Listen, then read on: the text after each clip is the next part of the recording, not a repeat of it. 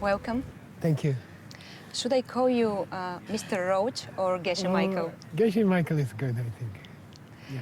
Can you explain to our viewers what does Gеше mean? So I spent about 25 years in a Buddhist monastery, Tibetan monastery, and we have about studied for those 25 years many subjects, and we have to work very hard from early morning, about 4 o'clock, up to, I don't know, 10 or 11 o'clock at night, and much study. And we also do debate. Debate means the teacher will come and ask you a question like that. And But why in this way? This is an ancient way. It's over 2,000 years old. And the student supposed to learn how to be a teacher. Then during the day, 3 or 4 hours every day, we have to answer very difficult questions. Like that, and then we get used to we don't be nervous, and we don't feel pressure. I see. So later when we teach many people, sometimes we teach 1,000 people or 2,000 people, we don't feel nervous because our training is like that. Then after 25 years, you have 3-week examination, and in my monastery, 1,000 people ask questions. 1,000? Yeah, one at the by same one. time? No, for 3 weeks, and then final examination. Final day, you have final test from your teachers. And then if you pass the test, then you become Geshe. So that's the meaning of Geshe. And there's no paper. They give you this yellow hat, big yellow hat, and that's the degree.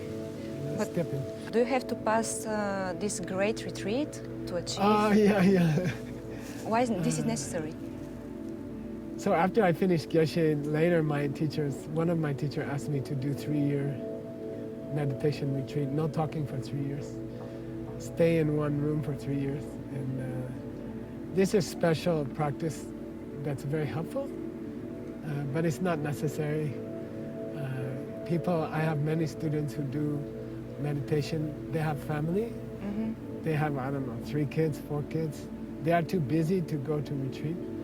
So you can learn everything in your home. You don't have to be a monk. You were a Christian first.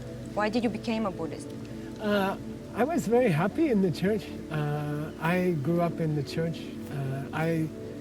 For 12 years, I was altar boy in the church. We helped the priest. Yeah.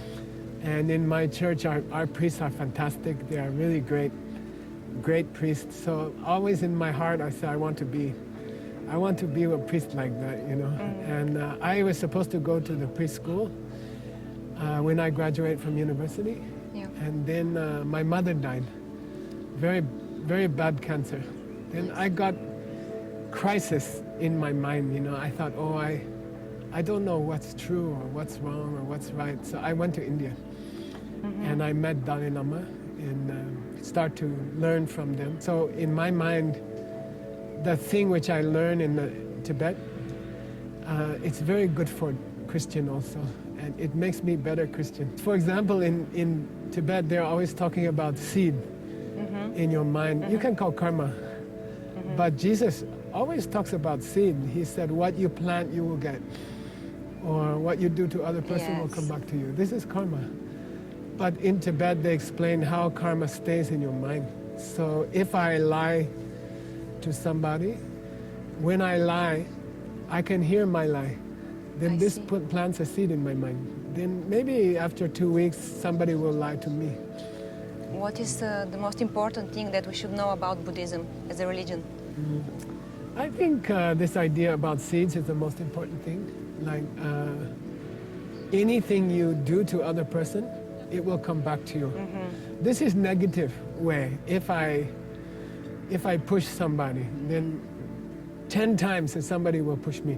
Jesus said in the Bible, he said, if the seed is a good seed, it will come back 100 times. If I plant one watermelon seed, I will get a watermelon. Inside there is 1,000 seeds. So in Buddhism, we say the same thing. If I hurt somebody, then it will come back to me 10 times or 100 times. But I like to think about the positive seeds. My teacher asked me to plant he said, can you make a company to help the poor people, to help the refugees? So I made a company in New York.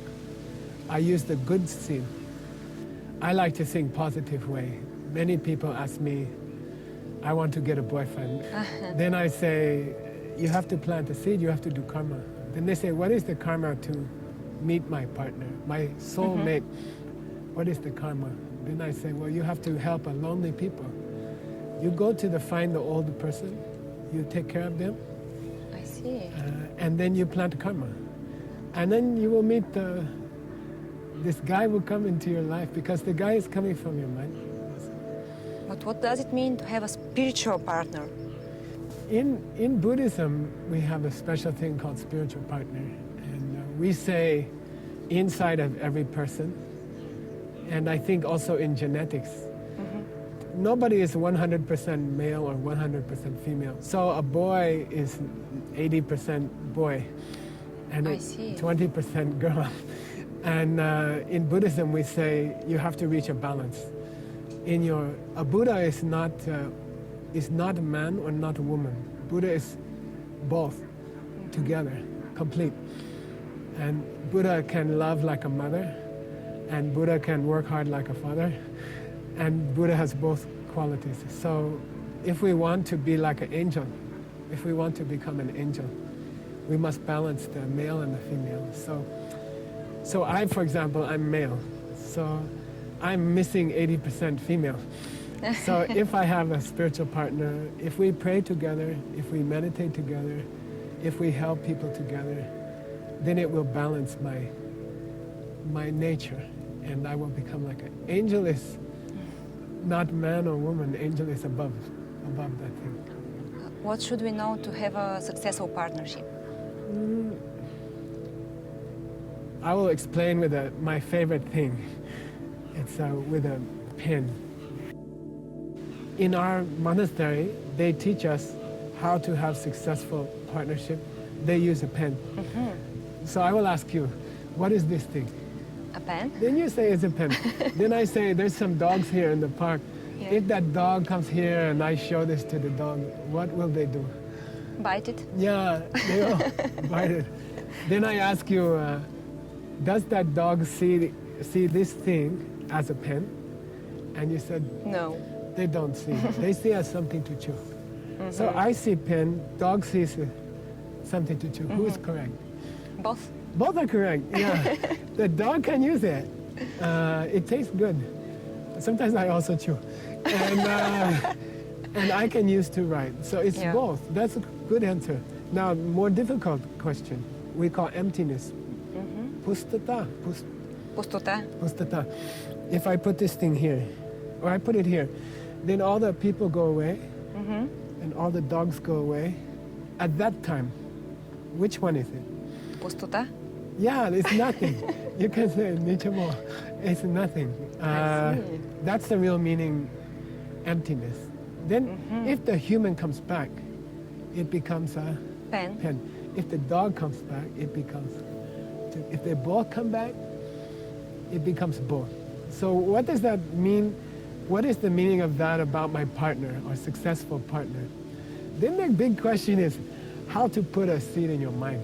You see? How? What you want, you must give to other people. So when I give you a pen, when I let go, my eye sees my hand open. And then my mind sees my hand open. And that puts a see. seed in my mind.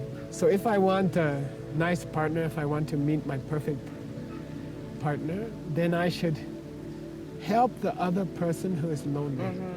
Maybe it's a child. Maybe it's my friend at my job who nobody likes them. Or maybe it's some older person. Then I help them. Then it puts a seed in my mind. Is this the secret of diamond cutter? Yeah, that's what we call diamond cutter. Buddha wrote this book called Diamond Cutter. Almost, well, it's 2,500 years ago. So this book explains how you can get success by giving what you want. And you used it when you went to America with $7 in your pocket. Yeah, I started with $7. My teacher said, let's do a Buddhist experiment. You go to New York, you use these seeds, and you make $1 million for the refugees. And we made over $200 million every year sale. And we just use the seed. I don't know anything about business. I don't like business. I like to meditate. I like to read a book. But there's a farming technique for seed in the mind.